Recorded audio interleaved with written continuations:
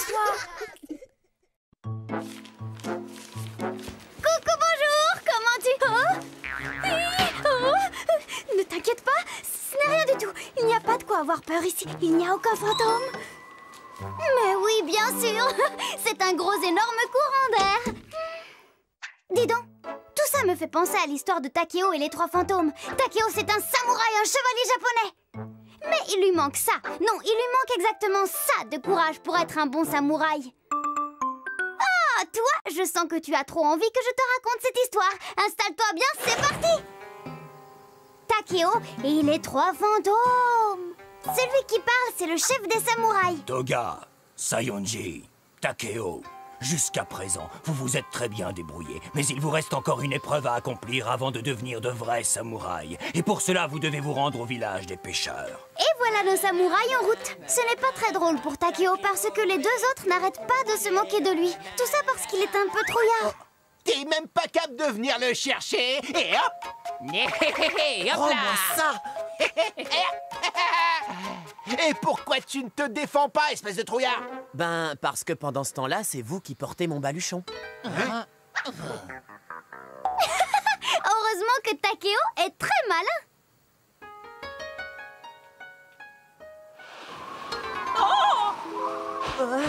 Est-ce que... Au secours, ce sont les 3 fantômes du temple. Arrêtez! Ce ne sont pas des fantômes! Mais qui êtes-vous? Nous sommes des samouraïs! Des samouraïs? Vous entendez tous? Ils nous ont été envoyés pour nous débarrasser des fantômes! Des fantômes?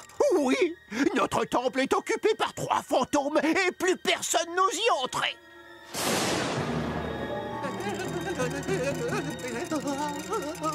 Non, rassure-toi, vieil homme. Grâce à nous, ces fantômes ne seront bientôt plus qu'un mauvais souvenir pour vous tous. Eh oui, c'est ça la dernière épreuve avant d'être un vrai samouraï. L'épreuve du courage. Il faut affronter les fantômes. Bouh! Je t'ai bien eu, hein? En avant!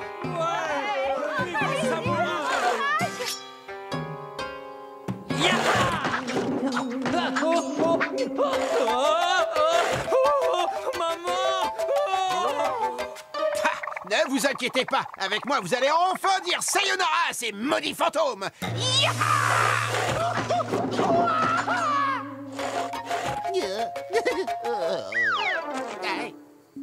Lui aussi a échoué. J'ai oublié ma bouée orange à tête de canard avec des fleurs bleues. C'est un porte-bonheur et sans elle, je ne peux rien faire, c'est idiot.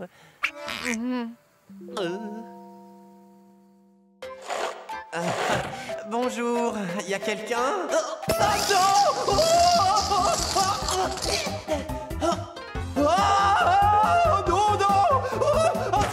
Laissez-moi sortir! Excuse-moi, mais il est pénible à crier comme ça. Je te raconte pendant ce temps-là. Alors là, il crie. Et là, il crie toujours. Et là... Oh, attends, c'est là que ça devient intéressant. Mais il a fini de crier, celui-là. Excusez-moi, monsieur, mais vos cris sont très pénibles. Petits yeux. Mais tu ne vois vraiment rien. Il est là. Oh non! Quoi? Je suis sûr que tu aimes la musique. Tu es timide? Peut-être qu'une petite chanson te mettra plus à l'aise. Je suis un fantôme.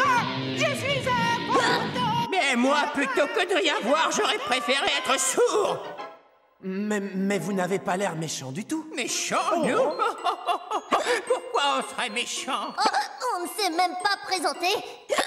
Alors moi, c'est Ick. C'est parce que j'ai le hockey. Celui qui ne verrait pas une tombe dans un cimetière, ses petits yeux. Et l'autre là, qui joue de la musique et qui chante comme une chauve-souris enrhumée, c'est Casse-Oreille.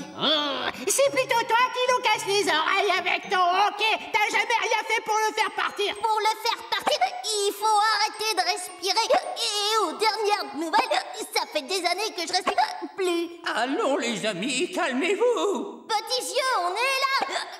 Arrête ce hockey. Tu nous fatigues avec tes chansons. Tu ne vois pas qu'on discute. Tu m'énerves. Ok, écoutez-moi. Moi, c'est Takeo. Je suis un futur samouraï. Au village, tout le monde a peur de vous. Pourquoi n'êtes-vous pas au royaume des fantômes comme tous les autres? On aimerait bien, mais le roi des fantômes nous a dit qu'il nous manque un objet à chacun avant de pouvoir le rejoindre. Voyons, Ika le hockey, Petits Yeux ne voit rien et Casse-Oreille agace tout le monde avec sa guitare abîmée. Je sais! Alors, et toi? Tu as deviné quel objet Takeo va demander aux villageois? Oui? Alors on vérifie. Tiens, Petits Yeux. Oh, des fantômes! Oh bah oui, c'est vous! Tiens, Casse-Oreille. Que c'est beau! Ouais, c'est pas mal. Ah! Mais ça va pas la tête de faire peur aux gens! Oui, mais en attendant, grâce à ça, tu n'as plus le hockey? Oh, mais c'est vrai! Merci, merci! Qu'est-ce qu'on peut t'offrir pour te remercier? Oh, mais vous m'avez donné le plus beau des cadeaux pour un samouraï, le courage. Merci! Salut, Au revoir, les amis! Après cette aventure, Takeo n'a plus jamais eu peur de rien. Et surtout, il est devenu un grand samouraï. Oh non, c'est pas sûr! Tu as vu ça? Takeo a été super courageux. Mais bon, ils étaient plus rigolos que méchants, ces fantômes. Ah, tchoum! Ah, ça, c'est à cause du courant d'air. Coucou, bonjour, c'est moi le petit fantôme. Mais ça va pas bien! Je ne suis pas un fantôme, moi je suis un mouchoir!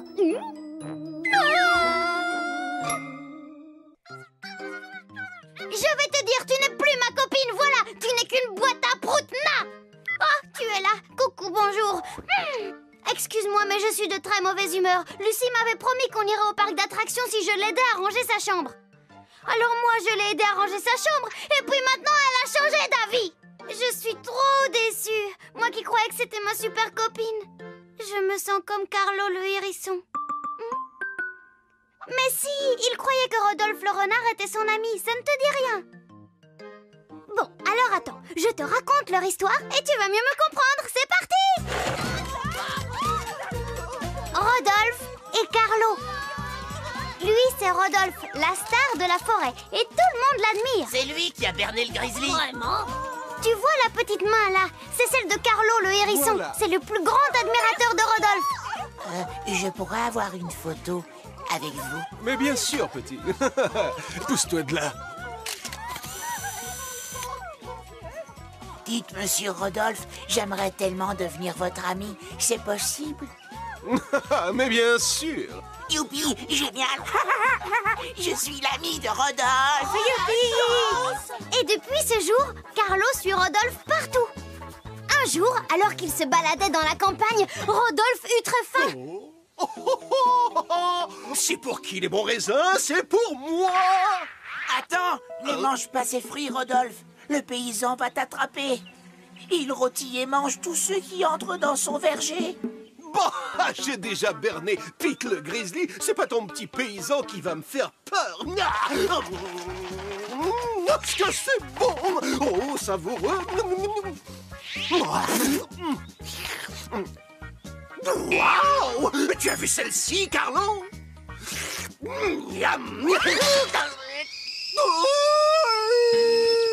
Oh, les petites crapules! Le paysan t'a entendu et il arrive. Ah, Carlo, mon ami, aide-moi à trouver une idée, je t'en supplie. Je sais, fais-toi passer pour un chien. Les humains aiment les chiens, c'est bien connu. Tu vas voir ce que tu vas voir, maudit fouineur! Prépare-toi, mon gaillard! Ouaf, ouaf, ouaf, ouaf. Oh, mais c'est un gentil toutou tout câlinou à son papa, ça! Voilà, voilà. Oh, hé, viens ici, toi. Je vais t'offrir à ma femme. Ça lui fera un animal de compagnie. Quoi? Mon bâtonnet de crabe, j'ai une surprise pour toi. Un toutou d'amour! Avec lui, tu ne t'ennuieras plus pendant que je suis au champ. À ce soir, maman. Oh, que le chou! Je vais te chercher à manger.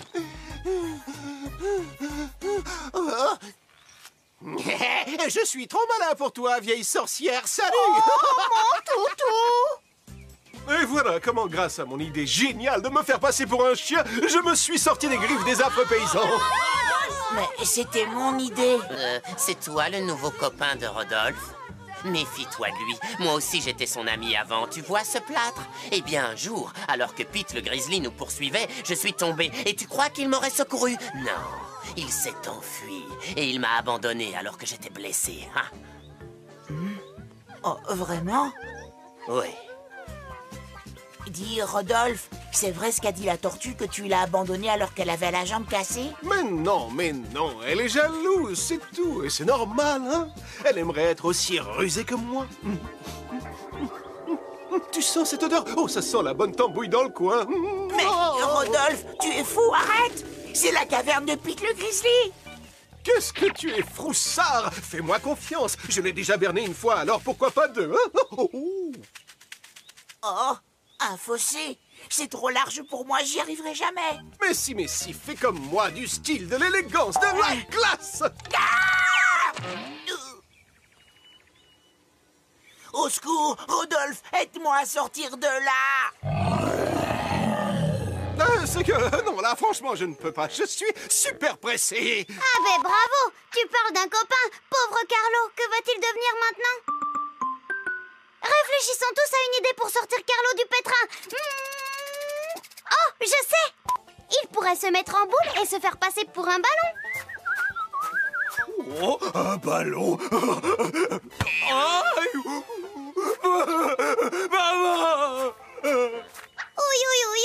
Oui, ça pourrait marcher, mais c'est un peu méchant quand même. Heureusement, Carlo est encore plus malin que ça. Rodolphe, mon ami, avant de finir dans le ventre du grizzly, je voudrais te dire un grand secret. Un secret?